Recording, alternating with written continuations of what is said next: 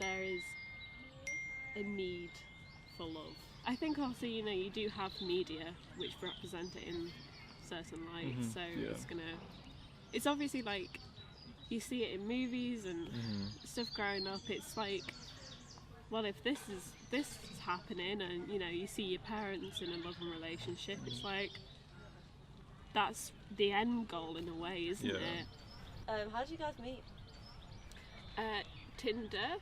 Yeah. So you messaged me. I did, yeah.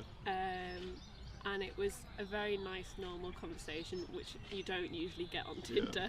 I've been on like Tinder and Hinge for years before this, so like I was like, no, like this isn't usually what happens. So I was like, you know what, before it like dies down a bit, I'll ask to meet you. Yeah, it was really Yeah. soon.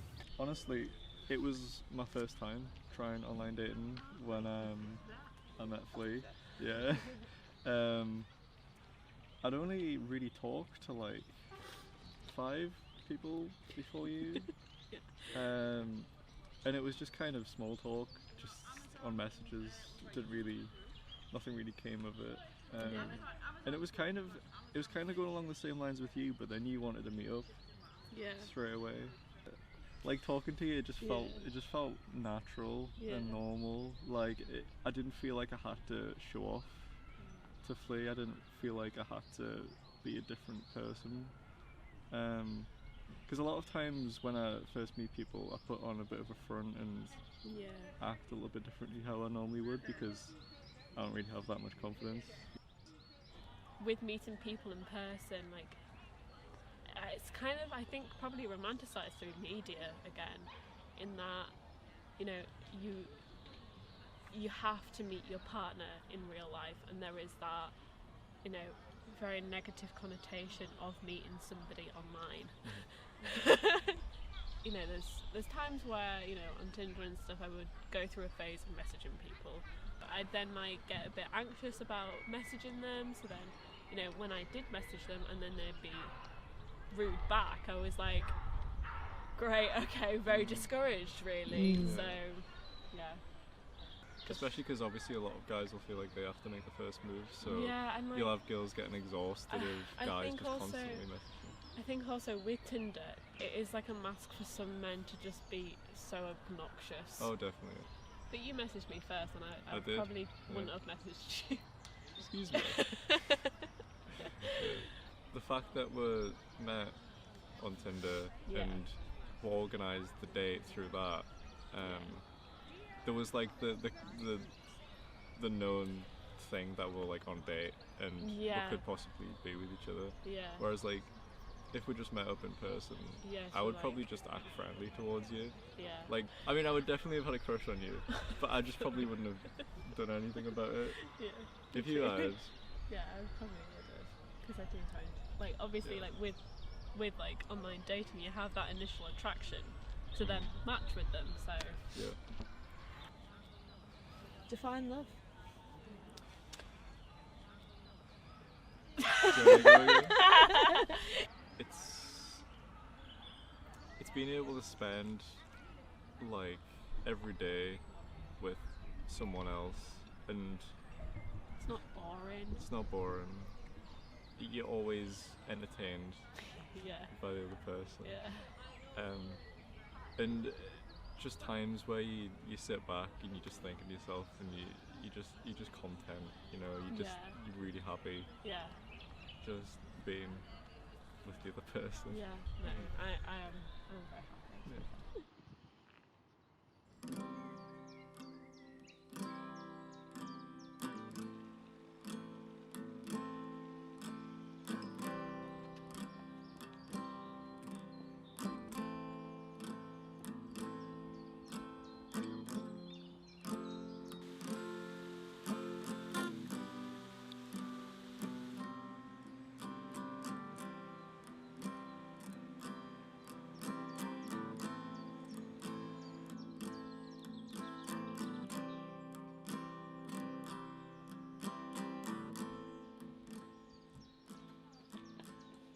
I live in Basildon, which is a vaguely horrible place in the south of Essex. on the outskirts of London. I work as a tree surgeon during the summers to get money. I did my qualifications in the summer, so now I'm qualified to cut down large trees. I don't think I'd struggle to anything to say on a date per se, because I can talk for quite a while about just anything. I think it's more on Tinder messaging, I just don't have the interest to message that much. Honestly, dogs. Everyone loves dogs. I've got a lot of dogs, so I think that's the most similar interest I end up with. I probably should get pictures of my dogs, because as far as I can tell, girls love dogs. Yes, I always look at their dogs, and I'll be honest, I'm quite judgmental about their dogs. See a whippet, I'm like, no, she's not the one for me, chief. I like being outside and sport, so I like running. I do that most days. I really like rugby, so I mean, if they're into that, that's always a positive. Yeah, anything outdoors based I like, because back in Essex, it's just grey and tarmacked. I like drinking and going out and doing stupid things, so anyone I can have a fun time with. I'd rather meet in real life, to be honest. But I mean, there's a pandemic on, and needs must, you know. But I don't know when it becomes serious. I guess where I don't think you should talk to them like all day and stuff like that, and like I don't know. I think it depends on the person, because like different people define serious different points. Whether it's like talking, or when you've met up, or when you've had sex or something like that. I don't think there's one point. I think it's different for every person. It's different for every like relationship. Would you say you're a hopeless romantic then? I'm not in love, so don't forget it. It's just a silly phase I'm going. No, I don't think I'm a hopeless romantic. I think it's just like I find dating apps really difficult because I don't like talking on Messenger, and I feel like it's just kind of weird. Like you're just basing everything off. That's actually so true. You're basing everything off like looks, whereas personality changes everything. I think like personality makes up for a lot of stuff. So I feel like it's just not really, I'm not very good at it. Just because I call you up, don't get me wrong. Don't think you've got it made. I'm not in love, no, it's because until you meet someone in person, I personally don't think you could have that big of a connection. I don't know. I think we can love, and I think it works, but I just think the generation before us, like our parents' generation, had it the best, personally. Because I feel like it was easy. Like they met in person. I think it was more natural as well. Like going onto an app to find someone to like connect with is like a lot of pressure, because then you're like looking at an app to find a romantic connection with someone. And I don't know, I feel like if you're not good at talking online, which I'm not, then it's like, it's really, really difficult. But I do think like relationships are working. Like I feel like there are so many Tinder success stories and stuff, so obviously it does work, but I just think you have to meet the person before you can actually fully connect with them.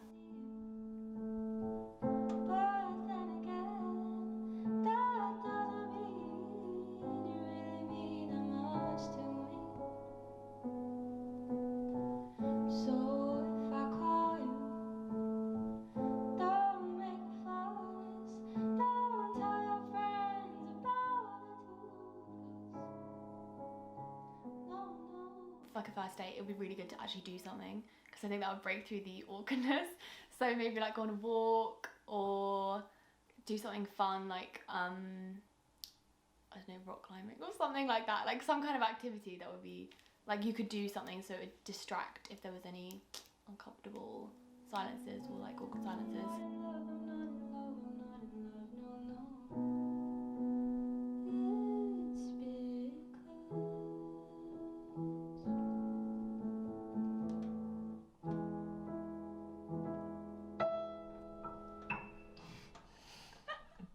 It wouldn't be classy to fill up halfway through, would it? No.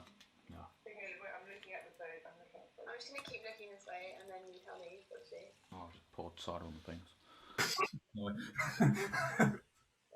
Hello then. Oh, hello. It's actually- Don't do that again, but you're not looking This at is so weird. This is so weird. I thought we were still faffing about. Doing nights. Fast done. So, whereabouts are you from? I'm from Basildon in Essex. It's like right at the bottom. Oh, nice. Yeah, okay. If you get the opportunity to come to Essex, don't. Yeah. Don't. Like, we literally went to Paris for, I can't remember, I think that was the history actually. We went to Paris and they organised it so badly. Literally everyone got food poisoning because they took us to... You know, like homeless shelters, they have like food places where people can go and have like a pass. Yeah. And like go get food. They literally took us there. Like so it would have been, so, yeah, it was nice. It was nice, yeah, classy. And literally everyone had food poisoning for like the next day. There were people like throwing up on the bus home. It was not good. Oh, that's so cool that you went there though. Yeah, it's really cool. I was there for like 3 weeks, I think. Okay, yeah. So we did a thing where we built a school. Again, I was just standing around. Yeah. Build a school. I had to like, play with the kids all the time. You have to be really careful because obviously kids, they always fall over and cut themselves.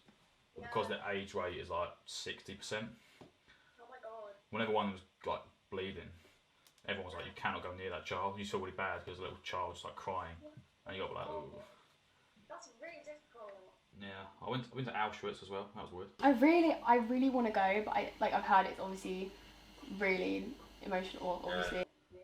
I did nearly cry at one point. There's a room where it's fully white, but they've painted. They like traced the pictures that kids drew when they were locked in Auschwitz on the wall, and I was just like, Jesus, this is. That is Woody. You see him? Oh yeah. Yeah, we rescued that one. And you got Bomber. It was good. I was very proud of that photo. Not gonna lie. That is really good. Very nice. See that? That's a very cute dog. That's a ton and a half. Yeah, it's got a long time. A long time. I was walking home with my friends, and my guy friend had to carry her because she just won't move. I feel like this is like a video. Like she just does not move. Like as soon as she sees a cat, and then there's literally nothing you can do. Yeah. So she was in the paper once. Really? What for? She fell off a cliff. Oh, this was really fun. And Yeah. it was nice to meet you. Yeah, lovely to meet you too. Yeah. Okay. Well, hopefully see you soon when it's not on Zoom. Yeah, hopefully. Yeah. I'm still recording this, Henry. I know. Yeah. This is like an hour so far of just pure gold. So far I've covered AIDS and my dog falling off a cliff.